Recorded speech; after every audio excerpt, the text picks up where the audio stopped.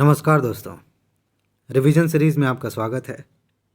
एक बात आपको पता है और नहीं पता है तो बहुत अच्छे से पता होनी चाहिए कि इस सीरीज़ में हम सिर्फ उन्हीं टॉपिक्स का रिवीजन कर रहे हैं जहां से सबसे ज़्यादा प्रश्न पूछे जाते हैं।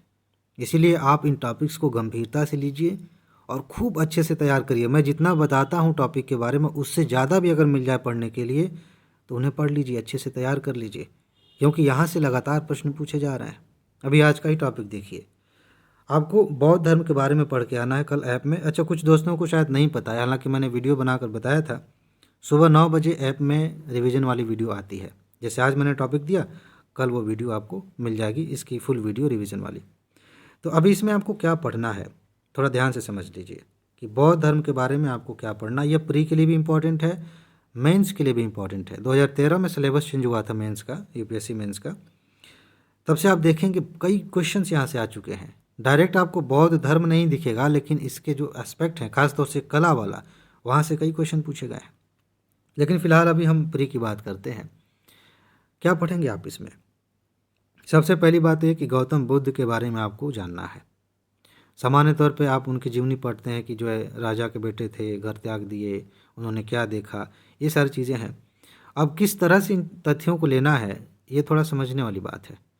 देखिए, 2013-14 में या 14-15 में या 15-16 में, अब इनमें से कोई एक सेट हो सकता है।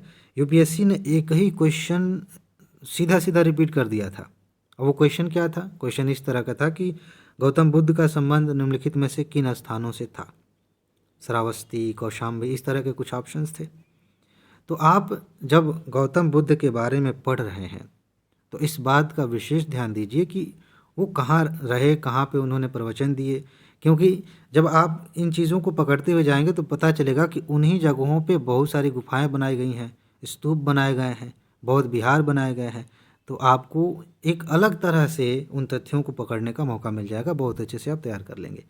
तो एक एस्पेक्ट यह है कि आप गौतम बुद्ध के जीवन से संबंधित जो चीज़ें हैं, जो घटनाएं हैं, जो स्थान हैं, उनको देखिए। उसके बाद से वापस आते हैं धर्म पे।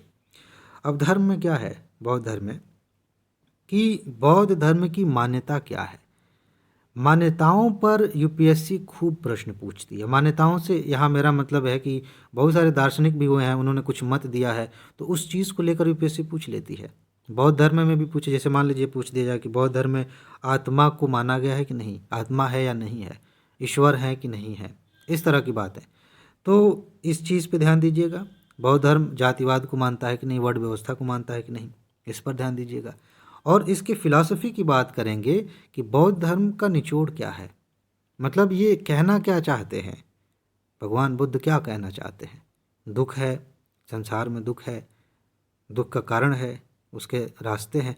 तो जो अष्टांगिक मार्ग, पंचशील सिद्धांत, इस तरह की चीज़ें आप जो देखेंगे, बाकायदा उन्हें अच्छे से तैयार करिए, कल मैं पूछूंगा। समझ रहे हैं ना?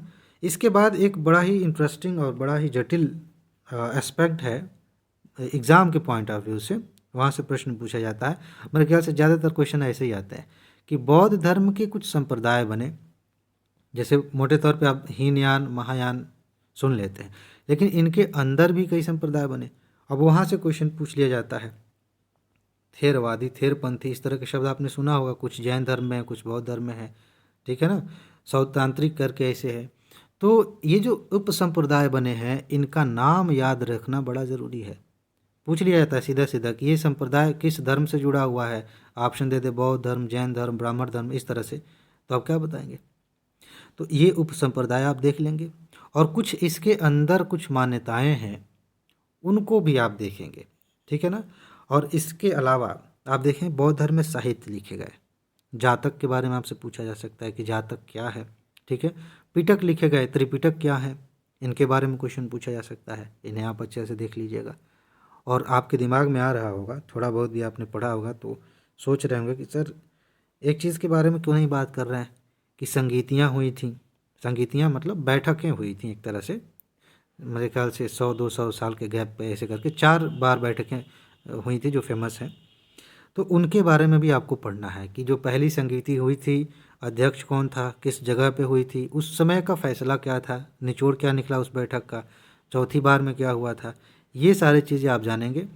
साथ ही साथ थोड़ा सा यहाँ पे अपनी सोच को ब्रॉड करने के लिए आप ये भी देख लीजिए कि किस राजा ने, किस शासक ने बौद्ध धर्म को संरक्षण दिया या बौद्ध धर्म के लिए कुछ किया, गुफाएं बनवाई, जो भी किया, समझ रहे हैं। तो ये चीज़ आप ध्यान रखेंगे।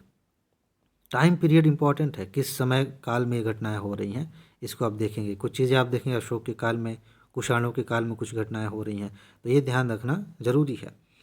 तो ये बातें हो गई। जब आप उपसंप्रदाय पढ़ते हैं, ख़ास तौर से जब आप हीनयान और महायान पढ़ेंगे, तो आप क्या करिएगा, इनकी तुलना कर लीजिएगा, क्योंकि मतभेद हैं थोड़े से। जब दो संप्रदाय बने हैं तो जाहिर सी बात है कि उनके मान्यताओं में कुछ अंतर आया होगा, तभी तो दो संप्रदाय बन गए, अदरवाइज साथ ही में रहते क्या दिक्कत थी। तो उनको भी आप देख लीजिएगा। बाकी जो चीज़ें मैं छोड़ रहा हूँ, इसके अलावा आप खुद से देखिए। कल मैं पूछूंगा कि जितना मैंने बताया क्या सिर्फ उतना ही देखा आपने या कुछ और भी देखा। एक चीज़ मैं यहाँ पे कह सकता हूँ कि अभी आप जो नोट आपके पास है, PDF नोट, उससे अगर आप इस चीज़ को तैयार करते हैं, बौद्ध धर्म जैन धर्म को, तो मेरे ख्याल से प्रीलिम्स के लिए उससे ज़्यादा कुछ भी पढ़ने की ज़रूरत नहीं है, क्योंकि इस नोट को मैंने बड़ी मेहनत से बनाया था। ये जो दोनों टॉपिक्स हैं ना, मेरे ख्याल से लगभग 4-5 सोर्सेज का इस्तेमाल करके मैंने एक नोट बनाई थी बौद्ध धर्म और जैन धर्म पे। तो अगर आपने उसे पढ़ लिया तो फिर काम बन जाएगा। लेकिन अभी एक काम करिएगा, व्हाट्सएप पे मैसेज आ रहे हैं तो मैंने मना किया हुआ है इस समय कि PDF नोट अभी आप मत लीजिए। 50,000 सब्सक्राइबर हो जाएंगे तो स्पेशल छूट रहेगी।